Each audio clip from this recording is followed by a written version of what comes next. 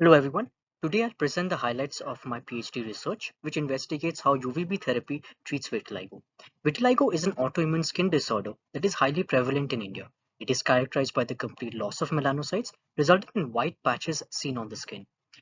The most effective clinical treatment is UVB therapy, which restores pigmentation. We know that UVB suppresses inflammation and promotes repigmentation in patients with vitiligo.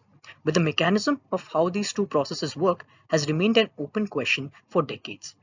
The understanding this mechanism is important because UVB is only a temporary treatment. Most patients require lifelong therapy. If you understand how UVB works, we can begin developing targeted therapies that restore pigmentation without repeated UVB exposure.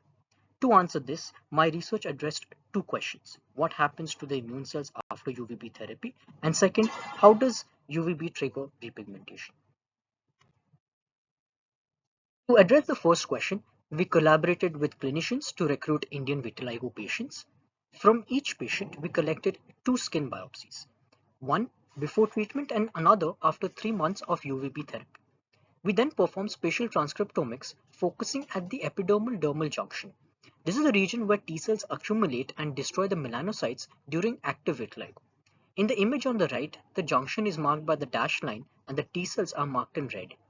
By comparing the gene expression before and after treatment, we find that UVB exposure suppresses multiple immune regulation pathways, leading to a net reduction in both innate and adaptive immune cells. Interestingly, we also observed an increase in naive CD4 T cells after therapy.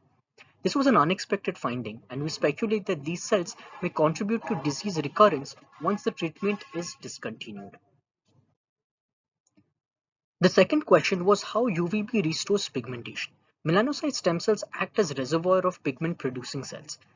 Following UVB exposure, these stem cells migrate to the hair follicle from the hair follicle to the epidermis to repigment the skin. This process is similar in both mice and humans. To explore this mechanism further, we use genetically engineered mouse models along with ex vivo T cell activation and in vitro migration assays.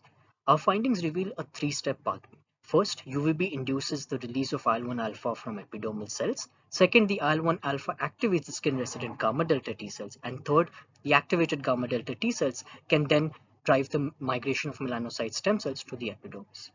Together, my findings identify a previously unrecognized immune remodeling capability of UVB exposure and a novel immune cell stem cell pathway in the context of vitiligo repigmentation.